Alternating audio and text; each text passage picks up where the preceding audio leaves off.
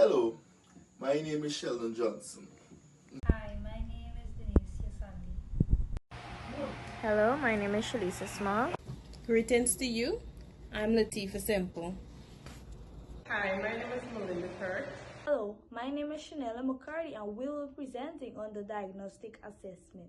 Simple, Melinda Kurt, Shalisa Small, Denise Yasandi, and Ken Savory will be presenting on the Diagnostic Assessment.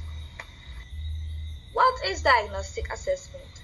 Diagnostic assessment is an assessment that is used before teaching begins to find out what the pupils already know, what they don't know, and where they may have difficulties. So everything is said there, right?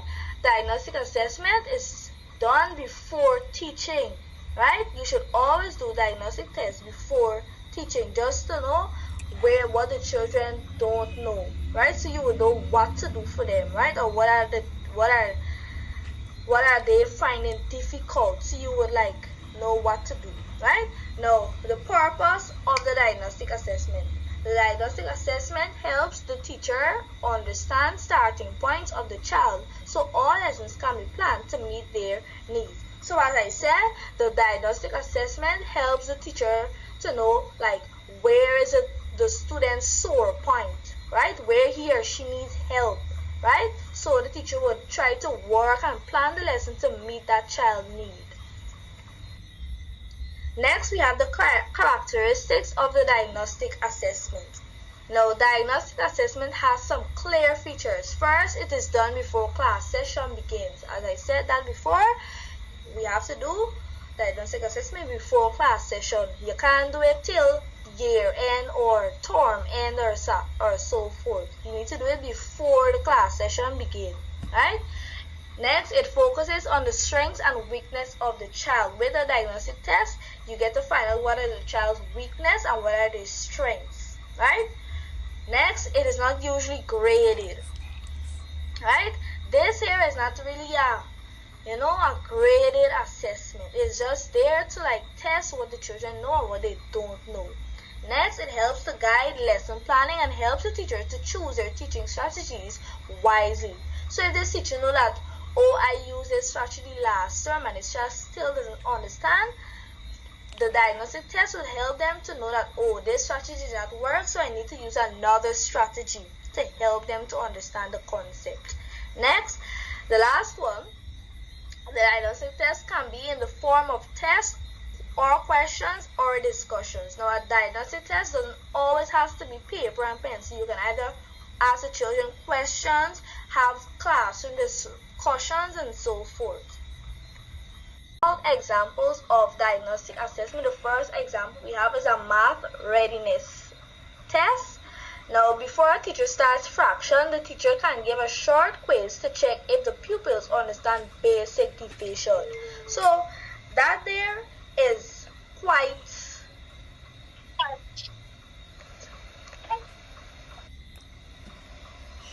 you should always try to test the child's previous knowledge before going into something new, because sometimes you may teach division but the child did not understand division, right? And you gone to the next class teaching fraction where the child don't even know how to divide, right?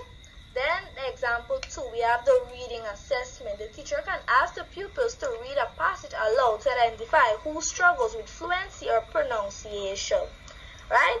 The last one, class discussion or brainstorming. Before teaching a social studies topic, example culture, ask the pupils, what do you know about culture?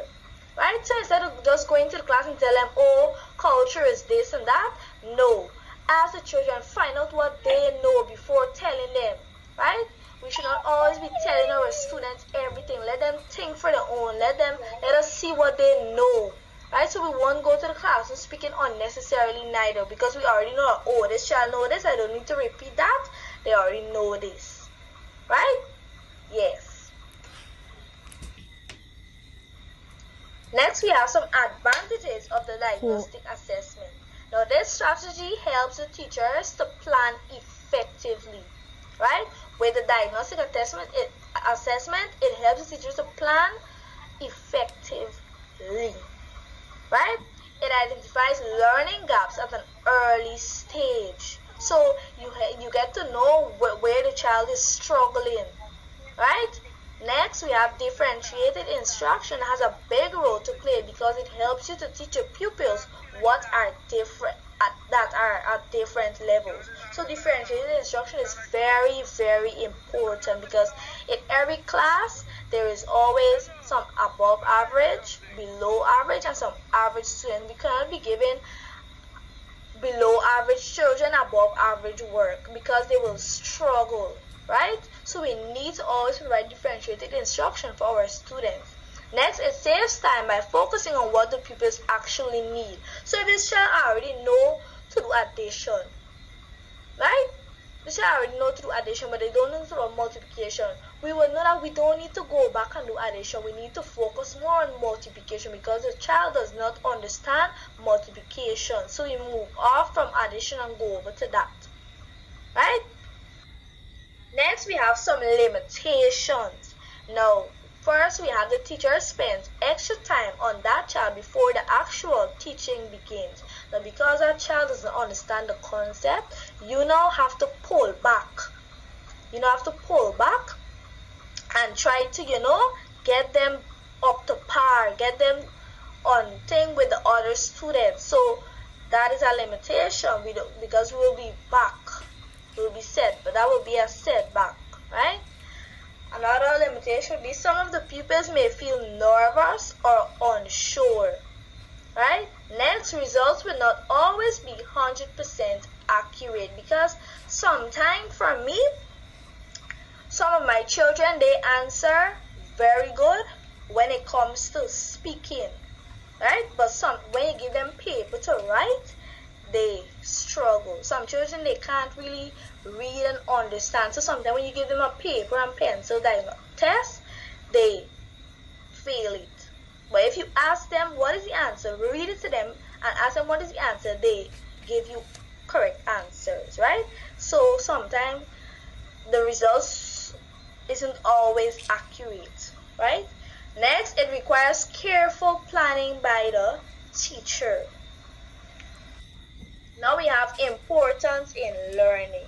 Now, diagnostic assessment is very important because it helps the teacher to understand each learner under their care. When you do a diagnostic test, you get to know each of your students' weakness and strengths. You get to know where they're struggling and where they're striving. Next, it prevents teaching things the pupils already know, right? So if you know that your child already know what is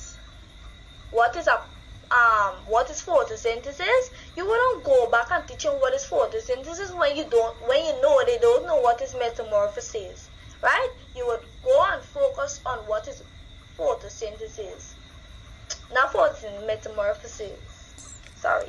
Next, we have it equally supports struggling pupils at an early stage. So when you get to know what your struggling pupils, what is really their sore point, you get to focus more and help them, right? It improves overall teaching and learning outcomes. Next, we have our conclusion. Now, the diagnostic assessment is a powerful tool that helps teachers to start teaching at the right pace and level. It ensures that no child is left behind and that every lesson is meaningful and engaging. And as we know, that no child should be left behind. So this diagnostic test is truly a great tool to help your child or students to not be left behind, right? So yes, please put the diagnostic assessment in use. It is very, very useful. Thank you for listening to our presentation.